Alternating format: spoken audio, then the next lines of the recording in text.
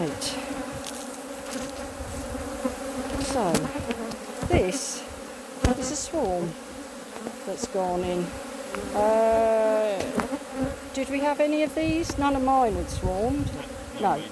So the swarm has gone in from somewhere.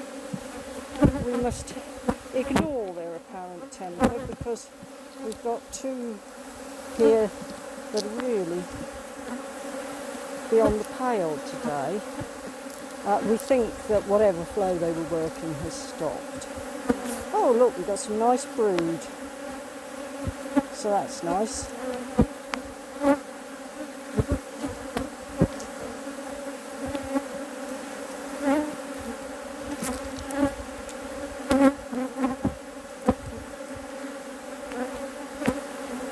Drone brood there. Probably left over from the one before. Well, I don't think they're. I think that would have emerged by now, but the cells would have been.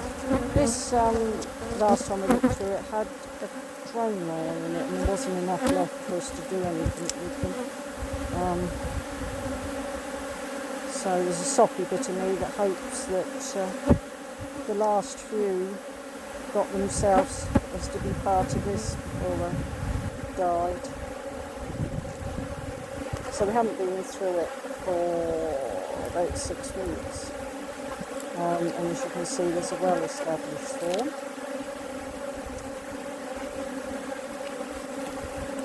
We'll probably have to leave them on a brood and a half unless Stuart spots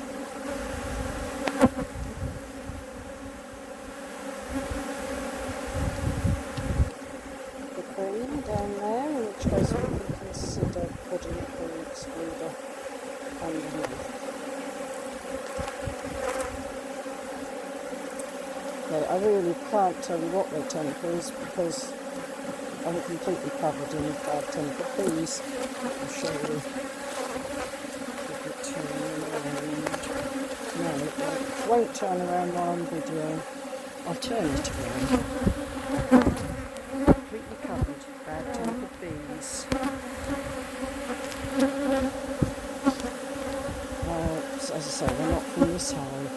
Stuart probably has a better idea of where they are.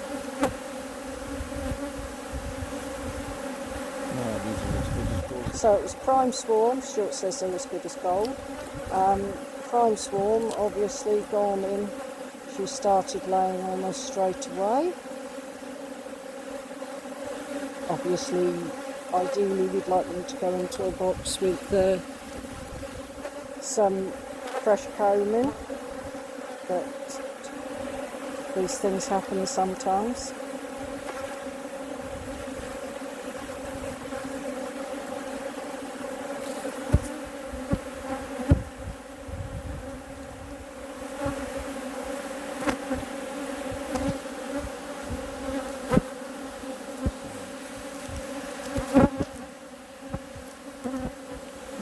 Yeah, it's not a bad sized swarm because that's an old frame. Yeah. Shall we give them Change fresh? it, give them a foundation. Yeah, You've got foundation we spare. have got foundation with us. How many shall I bring across? One or two?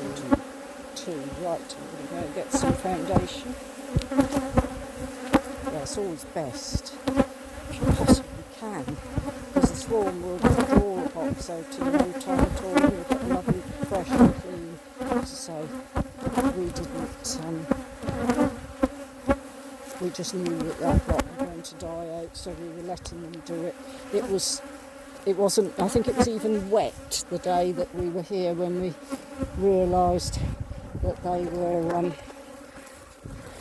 drone layers. So it's a nice fresh frame off the back of the truck.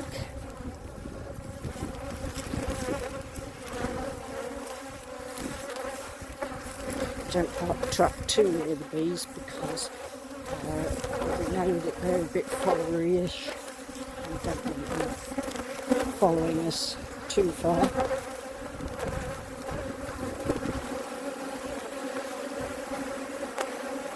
Here we are, in Cariadine.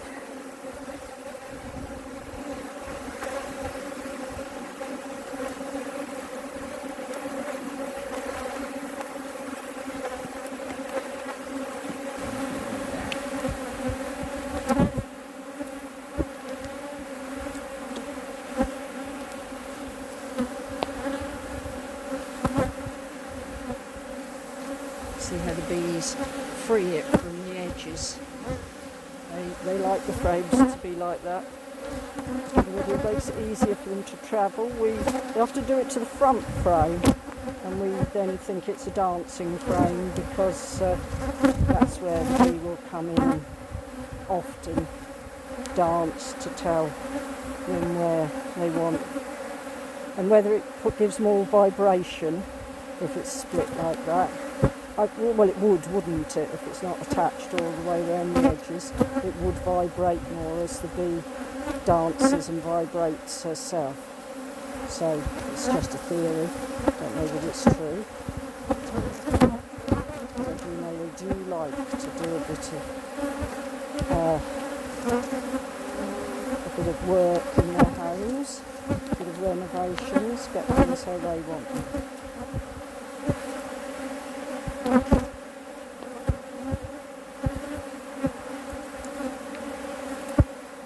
The wind today is cool, but it's not that bad. You know, it's not as bad as we thought it was going to be when we came out. Still room for her to lay.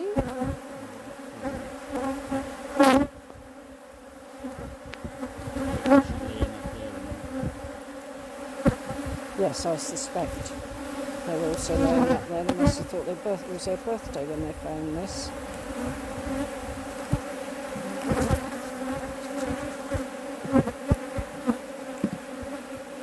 Spread them out a bit.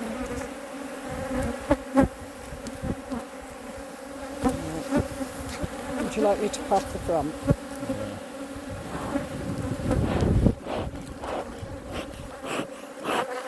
Question is, have I got any smoke? Don't know. Let's try Stuart's. Yeah, Stuart's got smoke. We do not want to squash bees if we can avoid it. Bees do not have any touch receptors, so they don't know when they're being touched. Oops, a daisy.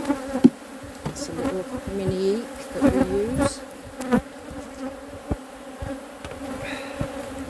You okay, Cherub? Yeah. No point? Quick look. Right, that's drone brood. Is it? No, it's a mix. No, you're right, it's not. What we don't want is for there to be drone up here, because then she'd just lay endless drone. We went through a short phase where we used drone brood in the supers, and it is better for supers, but when you find you've accidentally put it into your brood and a half. She's laying up here. Yeah, she is laying up there too. Good girl. Oddly, she's laying at the front downstairs and at the back upstairs. Normally they keep it all together, don't they? Right. Of course, she could be all the way across upstairs. Which means they can make themselves their rugby ball shaped nest, which is what they like. There's a play cup or something, probably from the previous occupants. Yeah, all play cups. We don't worry about those cups along the bottom there, they were there already. Though it's not unusual for swarms with the prime swarms to say, right, we've got here, we're settled, we'll make a new queen. Even though often you can see no reason for them doing it. So they're going to have to be a brood and a half. Sorry? That is it. What we do then? No. So they can have a super. Yes, they can have a queen excluder and a super. You're going to muddle them up, are you? Yeah. You're an evil person. You don't often do that. No, we have. Right. We've got nice fresh queen excluder.